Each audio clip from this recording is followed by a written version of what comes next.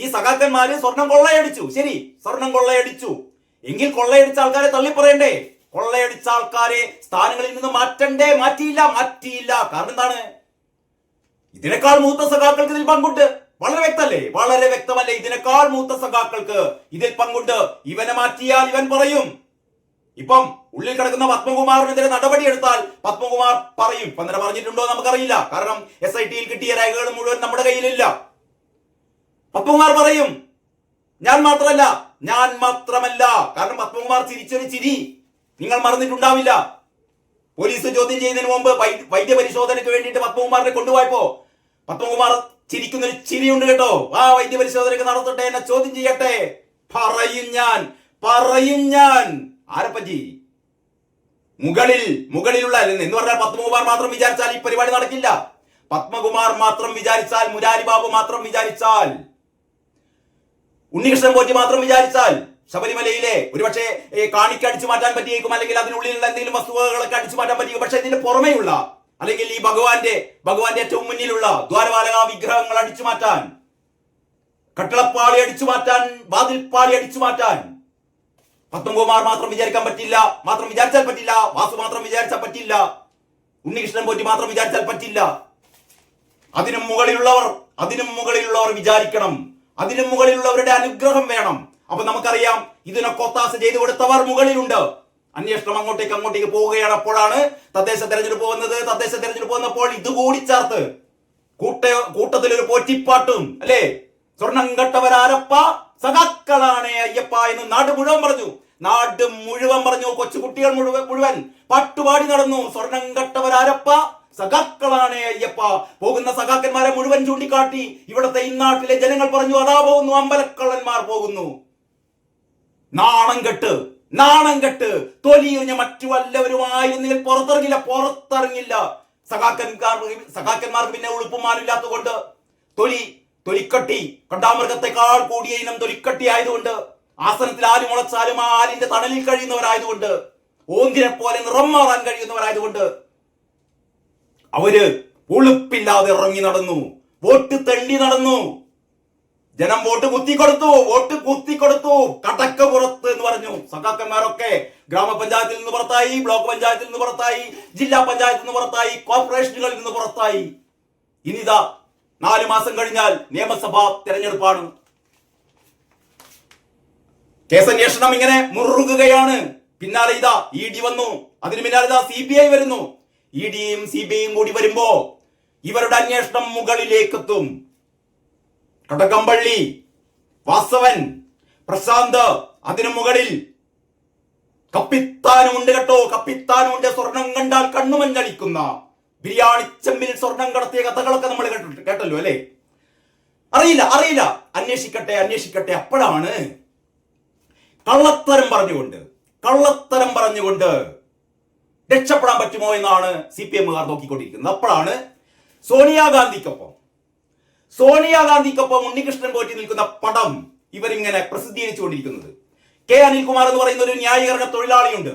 ഈ സ്ഥിരം ഈ ഡിബേറ്റുകൾ കാണുന്നവർക്ക്, ഈ വൈകുന്നേരത്തെ അന്തി ചർച്ചകൾ കാണുന്നവർക്ക് വളരെ വളരെ പരിചിതനായ ഒരു മുഖമാണ് അനിൽകുമാർ എന്ന് പറയുന്ന. ഓരോ ചർച്ചയിലും കിടന്ന് മെഴുകുന്ന, ഇത്രയും ദയനീയനായ, കേരളത്തിൽ ഏറ്റവും ദയനീയനായ, പരിഹാസ്യനായ ഒരു മുഖമുണ്ടെങ്കിൽ അത് അനിൽകുമാർ എന്ന് പറയുന്ന ന്യായീകരണ തൊഴിലാളിയാണ് കേട്ടോ. ഒരു എളുപ്പമില്ലാതെ, ഒരു ചെളിപ്പുമില്ലാതെ അനിൽകുമാർ പറഞ്ഞുകൊണ്ടിരിക്കുന്ന കഴിഞ്ഞ ഒരാഴ്ചയായി സോണിയാഗാന്ധിക്ക് ഈ ഉണ്ണികൃഷ്ണൻ പോറ്റി പോയിട്ട് സ്വർണത്തിന്റെ ഒരു ബ്രേസ്ലെറ്റ് കെട്ടിക്കൊടുത്തു. കണ്ടില്ലേ പടം? ഈ സ്വർണം ഏതാണ്? ശബരിമലയിൽ നിന്ന് മോഷ്ടിച്ച സ്വർണം ഉണ്ണികൃഷ്ണൻ പോറ്റി സോണിയക്ക് കെട്ടിക്കൊടുക്കുകയാണ്. ഇതിന്റെ കൂടെ ആരാണുള്ളത്? ആന്റോ ആന്റണി MP, അടൂർ പ്രകാശും ആന്റോ ആന്റണിയും ഉണ്ണികൃഷ്ണൻ പോറ്റിയും സോണിയാഗാന്ധിയും കൂടെ നിൽക്കുന്ന പടം. എന്നിട്ട് പറയുകയാണ്, ഇവരെയാണ് പിടിക്കേണ്ടത്. എടോ അനിൽകുമാറെ, എടോ അന്തംഗമ്മികളെ, സോണിയാഗാന്ധിയാണ് ഇതിന് പിന്നിലെങ്കിൽ പറയടോ SITക്ക് തെളിവ് കൊടുക്കടോ. SITയോട് പറയടോ, പിടിക്കാൻ പറയടോ. അല്ലാതെ ഒരു പടം കാണിച്ചിട്ട് ആർക്കൊക്കെ ഉള്ള പടമുണ്ട്? ഉണ്ണികൃഷ്ണൻ പോറ്റി കാരണഭൂതത്തിന്റെ കൂടെ നിൽക്കുന്ന പടമില്ലേ? ഉണ്ണികൃഷ്ണൻ പോറ്റിയും കാരണഭൂതവും അടുത്തടുത്ത് നിൽക്കുന്ന പടമില്ലേ? ഉണ്ണികൃഷ്ണൻ പോറ്റിയും കാരണഭൂതവും തമ്മിൽ കുശുകുശുക്കുന്ന പടമില്ലേ അല്ലേ? കടകംപള്ളിയും ഈ ഉണ്ണികൃഷ്ണൻ പോറ്റിയും തമ്മിൽ സംസാരിക്കുന്ന പടമില്ലേ? അതൊന്നും പ്രശ്നമില്ല. സോണിയാഗാന്ധിയുടെ കയ്യിൽ എന്താണ് കെട്ടിക്കൊടുക്കുന്നത്? നമുക്ക് എന്തെങ്കിലും കെട്ടിക്കൊടുക്കുക, എന്ത് ഭണ്ഡാറും കെട്ടിക്കൊടുക്കട്ടെ. പക്ഷേ അനിൽകുമാർ പറയുന്നു അത് സ്വർണമാണ്. അത് 916 പരിശുദ്ധിയുള്ള പണ്ട് ഇയാൾ ഉണ്ടാക്കി കൊടുത്ത ആര്, നമ്മുടെ വിജയ് മല്യ പതിപ്പിച്ചു കൊടുത്ത ആ സ്വർണം തന്നെയാണ്, സംശയമില്ലാതാണ് ഇയാൾ പറയുന്നത്. ഏതോ ചർച്ചയിൽ അവതാരകൻ ചോദിക്കുന്നുണ്ട്, സ്വർണം തന്നെയാണോ, സ്വർണം തന്നെയാണോ? അവസാനം പിന്നെ പറഞ്ഞ വാക്ക് മാറ്റി പറയാൻ ഒരു ഉളുപ്പില്ലല്ലോ. പിന്നീട് അത് ചരടാക്കി പിന്നെ ഇടയ്ക്ക് വീണ്ടും സ്വർണമാക്കുന്നു. പൊട്ടന്മാരെ, ഈ അന്തംഗമികളെ പൊട്ടന്മാരെ വിളിച്ചൊന്നും കാര്യമില്ല കേട്ടോ. അത്യാവശ്യം തലയിൽ എന്തെങ്കിലും ഒരു മൂള ഉണ്ടെങ്കിൽ നിങ്ങൾ മനസ്സിലാക്കേണ്ട കാര്യം, ഈ സോണിയാഗാന്ധിയാണ് ഈ തട്ടിപ്പിന്റെ കൂടെ ഉള്ളതാണ്ട് വിചാരിക്കും സോണിയാഗാന്ധിയാണ് ശബരിമല അയ്യപ്പന്റെ സ്വർണം അതാണല്ലോ നിങ്ങൾ പറഞ്ഞുകൊണ്ട് വരുന്നത്. ഞങ്ങളെ ഉള്ളിൽ കിടക്കുന്ന ഞങ്ങളെ വാസുവല്ല, ഞങ്ങളെ പത്മകുമാറല്ല, കടകംപള്ളിയല്ല, വാസവനല്ല, ഞങ്ങളെ കാരണഭൂതമല്ല. ഇതിന്റെ ഒക്കെ പിന്നിൽ പ്രവർത്തിച്ചതാരാണ്? സോണിയാഗാന്ധിയും ആന്റോ ആന്റണിയും പിന്നെ അടൂർ പ്രകാശും അല്ലെങ്കിൽ കോൺഗ്രസ് നേതാക്കളാണ് ഇതിന്റെ പിന്നിലെന്നാണല്ലോ നിങ്ങൾ പറഞ്ഞുകൊണ്ട് വരുന്നത്. സോണിയാഗാന്ധിയാണെന്ന് വിചാരിക്കും. അപ്പൊ സോണിയാഗാന്ധി ഈ കൊള്ളയൊക്കെ നടത്തിയിട്ട് ഈ കൊള്ളക്ക് കൂട്ടുനിന്ന ഉണ്ണികൃഷ്ണൻ പോറ്റിയെ വിളിച്ചിട്ട്, പോറ്റിയെ ആ സ്വർണത്തിന്റെ ഒരു ഭാഗം എനിക്ക് ഇങ്ങനെ കെട്ടിക്കൊണ്ട എന്നൊക്കെ പറഞ്ഞ ആ ഫോട്ടോ കിട്ടോ, ഗ്രൂപ്പ് ഫോട്ടോ നമ്മളെ കള്ളന്മാരും കൊള്ളക്കാരും എല്ലാം കൂടി ചേർന്നുള്ള ഒരു ഫോട്ടോ ഒക്കെ എടുത്ത് ഫേസ്ബുക്കിൽ അപ്ലോഡ് ചെയ്ത് എന്താണോ ഇത്? ഈ സോണിയാഗാന്ധിയാണ് ചെയ്തതെങ്കിൽ ഇവരിങ്ങനെ പബ്ലിക്കായിട്ട് ഈ പറയുന്ന കള്ളന്മാരെയും കൊള്ളക്കാരെയും ഒക്കെ ഇങ്ങനെ കൂടെ നിർത്തി കയ്യിൽ ഒരു ബ്രേസ്ലെറ്റും കെട്ടി ഇവരിൽ നിന്ന് സമ്മാനവും വാങ്ങി ചിരിച്ച് ഇവരുടെ തോളിലും കൈയിട്ട് ഫോട്ടോ എടുത്ത് ഇത് ഫേസ്ബുക്കിൽ അപ്ലോഡ് ചെയ്യുക. പൊട്ടന്മാരെ, എന്നിട്ട് ഉളുപ്പില്ലാതെ ഇതിങ്ങനെ പ്രചരിപ്പിക്കുകയാണ്. അനിൽകുമാറിന്റെ ഫേസ്ബുക്ക് പോസ്റ്റ് എടുത്തു നോക്കിയാൽ നിങ്ങൾ അത്ഭുതപ്പെടും കേട്ടോ. ഓരോ ദിവസവും 5-6 ഫേസ്ബുക്ക് പോസ്റ്റ്. അതിന് പിന്നിൽ സോണിയാഗാന്ധി, പിന്നിൽ അടൂർ പ്രകാശ്, പിന്നിൽ ആന്റോ ആന്റണി. എന്നിട്ട് ഞങ്ങളെ പാവം സഖാക്കന്മാരെ ഈ ജയിലിൽ പിടിച്ചിട്ടിരിക്കുന്നു. എടോ 2016 മുതൽ ഇത് ഭരിക്കുന്നത് ആരാടോ? 2016 മുതൽ നിങ്ങളുടെ കാരണഭൂതത്തിന്റെ ഭരണമല്ലേ? ദേവസ്വം ബോർഡ് നിങ്ങളുടെ കയ്യിലല്ലേ? ഈ പറയുന്ന ഉദ്യോഗസ്ഥന്മാരെ നിങ്ങളുടെ കൂടിയല്ലേ? ഇനി ഈ പോറ്റി വന്നും കണ്ട് ഇത് സ്വർണം പൂശണമെന്ന് പറഞ്ഞാൽ അഴിച്ചു കൊടുത്തത് നിങ്ങളല്ലേ അഴിച്ചു കൊടുത്തത്? നിങ്ങളല്ലേ രജിസ്റ്ററിൽ സ്വർണം ചമ്പാക്കിയത്? ഇതൊക്കെ ചെയ്തു കഴിഞ്ഞിട്ടല്ലേ നിങ്ങളുടെ നേതാക്കന്മാർ അതിന്റെ ഉള്ളിൽ കിടക്കുന്നത്? എന്നിട്ട് സോണിയാഗാന്ധിയാണ്, ആന്റോ ആന്റണിയാണ്, അടൂർ പ്രകാശാണ്, വി ഡി സതീശന്റെ കൂടെയുള്ള ഒരുപാട് പത്രം വി ഡി സതീശനാണ്. അപ്പൊ കടകംപള്ളിയുടെ കൂടെയുള്ള പടം അത് പിന്നെ ഞങ്ങൾ പിന്നെ അങ്ങനെയല്ലേ? കാരണഭൂതത്തിന്റെ കൂടെയുള്ള പടം അത് പിന്നെ കാരണഭൂതല്ലേ? എന്നിട്ട് ഒരു ഉളുപ്പുമില്ലാതെ ഇതാ ഇന്നത്തെ ദേശാഭിമാനി മാത്രമല്ല, ഞാൻ ഇന്നലത്തെ ദേശാഭിമാനി ഇതിനേക്കാൾ കടുപ്പത്തിലാണ് കേട്ടോ. അതായത് ഇന്നലെ പേരടി പാടിയവർക്ക് ഒരു ഉത്തരം മുട്ടില്ലടോ. ആ പേരടിയുടെ താഴെ ഇനിയും വരികളുണ്ട്. അതാണ് 2026 തെരഞ്ഞെടുപ്പിൽ വരാൻ പോകുന്നുണ്ടല്ലോ. ഇപ്പൊ ആകെ 4-5 വരികൾ മാത്രമേ ജനങ്ങളുടെ മനസ്സിലുള്ളൂ. അതിന് ശേഷം വരികളുണ്ട്. TP ചന്ദ്രശേഖരനെ കൊന്നത് മുതൽ നിങ്ങൾ ഈ മുണ്ടക്കൈ ചൂരൽമലയിലൊക്കെ നിങ്ങൾ കാട്ടിക്കൂട്ടിയ തോന്നിയവാസങ്ങൾ ഇതുവരെ വീടായിട്ടില്ലട്ടോ. 1.5 വർഷമായിട്ടും നിങ്ങളുടെ കയ്യിൽ കോടികൾ അല്ലെ, കേന്ദ്രത്തിൽ നിന്ന് വാങ്ങിയ കോടികൾ, ഞങ്ങളൊക്കെ സംഭാവന ചെയ്ത കോടികൾ, അതൊക്കെ വെച്ചിട്ട് ഒരു വീട് പോലും നിങ്ങൾ തീർത്തു കൊടുത്തിട്ടില്ല. 1.5 വർഷമാകുന്നു കേട്ടോ. 1.5 വർഷമാകുന്നു. അതിന്റെയൊക്കെ വിവരണങ്ങൾ ഈ പാട്ടിലുണ്ട് കേട്ടോ. കുഞ്ഞബ്ദുള്ളന്റെ പാട്ട് തന്നെ.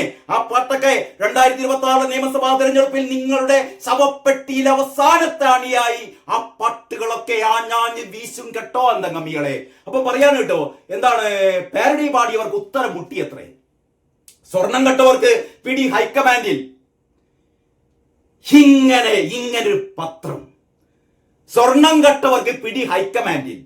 ഭഗവാന്റെ അയ്യപ്പന്റെ സ്വർണം കട്ടിട്ട് കേരളത്തിലെ ഏറ്റവും മൂത്ത 2 സഖാക്കന്മാര് ജാമ്യം പോലും കിട്ടാതെ കോടതിയിൽ കിടക്കുമ്പോ കോടതി പറയുകയാണ് 2025 വാസവൻ ഉൾപ്പെട്ട, പ്രശാന്ത് ഉൾപ്പെട്ട സംഘത്തിന് വരെ ഇതിൽ പങ്കുണ്ടോ എന്ന് സംശയം. കാരണം 2019 നടന്ന ഈ സ്വർണം പൂശൽ മറച്ചു വെക്കാൻ വേണ്ടിയിട്ട്, അതിലെ കള്ളക്കളികൾ മറച്ചു വെക്കാൻ വേണ്ടിയിട്ടാണ് 2025 ശ്രമം ഉണ്ടായത്. ഇവിടെ നിന്ന് സ്വർണ്ണപ്പാളികൾ അല്ലെങ്കിൽ ഇത്തരത്തിലുള്ള സ്വർണം പൂശൽ പരിപാടികൾ ഒരിക്കലും പുറത്തേക്ക് പോകാൻ പാടില്ല, അല്ലെങ്കിൽ പുറത്തേക്ക് കൊണ്ടുപോകാൻ പാടില്ല എന്ന് പറയുമ്പോഴും ഇവിടുത്തെ ഈ പറയുന്ന ഈ പാളികളൊക്കെ എന്തിനു വേണ്ടിയിട്ട് പുറത്തേക്ക് കൊണ്ടുപോയി? ഇത് ഈ മാനുവലിനെതിരല്ലേ, അല്ലെങ്കിൽ ഈ ദേവസ്വം ബോർഡിന്റെ ചട്ടങ്ങൾക്കെതിരല്ലേ? ഇത് ഹൈക്കോടതിയുടെ നിർദ്ദേശങ്ങൾക്കെതിരല്ലേ? നിങ്ങൾ എങ്ങനെ കൊണ്ടുപോകുമ്പോൾ വാസവനോടാണ് ചോദിക്കുന്നത്. നിങ്ങളൊക്കെ വലിയ മാന്യന്മാരായി നടക്കണ്ട കേട്ടോ. നിങ്ങളുടെ ഭരണത്തിന് കീഴിൽ ഏറ്റവും അവസാനം 2025 ഈ ദ്വാരപാലക ശില്പങ്ങൾ സ്വർണം പൂശാൻ വേണ്ടിയിട്ട് കൊണ്ടുപോയില്ലടോ ഈ പോറ്റിയുടെ കൂടെ തന്നെ. ഈ ദേവസ്വം ബോർഡിന്റെ ചട്ടങ്ങൾ പറയുന്നുണ്ടോ ഇത് പുറത്തേക്ക് കൊണ്ടുപോകാൻ പറ്റുമെന്ന്? എന്ത് കാര്യം ചെയ്യണമെങ്കിലും അത് ഹൈക്കോടതിയുടെ സ്പെഷ്യൽ കമ്മീഷണറുടെ അനുവാദം വേണമെന്ന് അറിയില്ലടോ തനിക്കൊക്കെ. വാങ്ങിയോ? ഇല്ല. എന്നിട്ട് പറയുന്നു ചെറിയൊരു പിഴവ്. പ്രസാദ പറയും ചെറിയൊരു പിഴവ് പറ്റി, ഈ ഹൈക്കോടതിയുടെ സ്പെഷ്യൽ കമ്മീഷണറോട് പറയാൻ വിട്ടുപോയി, പറഞ്ഞില്ല. അവസാനം പിടിച്ചു. സ്പെഷ്യൽ കമ്മീഷണർ ഇതറിഞ്ഞു, ഹൈക്കോടതിയുടെ ശ്രദ്ധയിൽപ്പെടുത്തി. അപ്പോഴാണ് ഹൈക്കോടതി പറഞ്ഞത് കൊണ്ടുപോയതൊക്കെ തിരിച്ചു കൊണ്ടുവരാൻ പറഞ്ഞു. വാസവനോട് പറഞ്ഞു, വാസവ കൊണ്ടുപോയതൊക്കെ തിരിച്ചു കൊണ്ടുപോകണോ എന്ന് പറഞ്ഞു. അപ്പോഴാണ് അന്വേഷണം പറഞ്ഞത് അത് ഉരുക്കിപ്പോയി, അത് വെള്ളം പോലെയായി, ലിക്വിഡ് ഫോമിലായി. അപ്പോഴാണ് ഹൈക്കോടതി പറഞ്ഞത് എന്നാ പിന്നെ ലിക്വിഡ് ഫോമിലായത് കൊണ്ടുവരാൻ പറ്റില്ലല്ലോ, എന്നാ പിന്നെ എന്തെന്നാ ആട്ടെ, അത് ആയിട്ട് അത് പൂശിയിട്ട് കൊണ്ടുപോവാ എന്ന് പറഞ്ഞു. അതിനെ തുടർന്നാണ് ഹൈക്കോടതി തന്നെ സ്പെഷ്യൽ ഇൻവെസ്റ്റിഗേഷൻ ടീമിനെ പ്രഖ്യാപിച്ച. അല്ലാതെ അന്തംഗമികൾ പണ്ട് പറഞ്ഞു നടന്ന പോലെ ഞങ്ങൾ പറഞ്ഞിട്ടാണ് ഇങ്ങനെ ഒരു സ്പെഷ്യൽ ഇൻവെസ്റ്റിഗേഷൻ ടീമിനെ പ്രഖ്യാപിച്ചത്. നല്ലടോ, നിങ്ങൾ പറഞ്ഞിട്ടല്ല. നിങ്ങളുടെ തെണ്ടിത്തരം, നിങ്ങളുടെ കള്ളത്തരം ബോധ്യപ്പെട്ടപ്പോ ഹൈക്കോടതി തന്നെ നിങ്ങൾ ഏറ്റവും വലിയ കള്ളന്മാരാണെന്ന് മനസ്സിലാക്കിയപ്പോ നിങ്ങൾ അന്വേഷിക്കേണ്ട, ഞങ്ങൾ അന്വേഷിച്ചോളാം എന്ന് പറഞ്ഞിട്ട് സ്പെഷ്യൽ ഇൻവെസ്റ്റിഗേഷൻ ടീമിനെ പ്രഖ്യാപിച്ചതാണ്.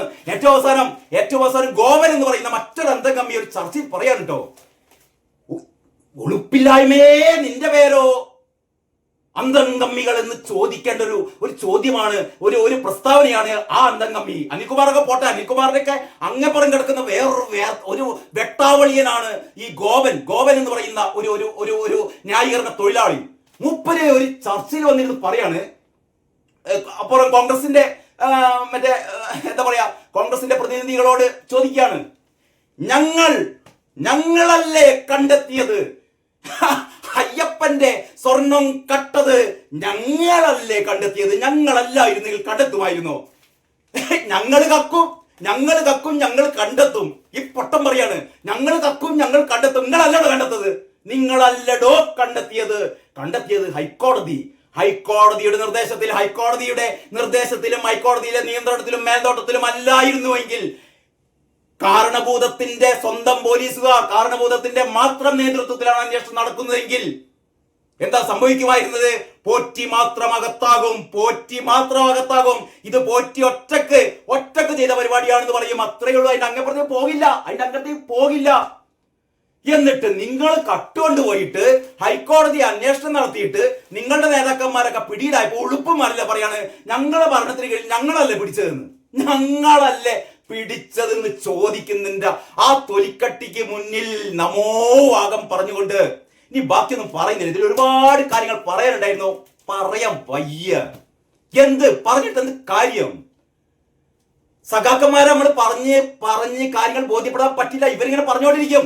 ഇനി വരുന്ന ദിവസങ്ങളിലും ഇവർ പറഞ്ഞുകൊണ്ടിരിക്കും. സോണിയാഗാന്ധി, ആന്റോ ആന്റണി, അടൂർ പ്രകാശ്, വി.ഡി. സതീശൻ ഇവരൊക്കെ ചേർന്നിട്ടാണ് അയ്യപ്പന്റെ സ്വർണം കട്ടത്, ഞങ്ങളല്ല കട്ടത്, ഞങ്ങളുടെ എന്താ പറയാ ഞങ്ങളുടെ എൻ വാസു പാവാട, ഞങ്ങളുടെ കടകംപള്ളി പാവാട, ഞങ്ങളുടെ ആരാ പറയാ പത്മകുമാർ പാവാട, കപ്പിത്താൻ പാവാട.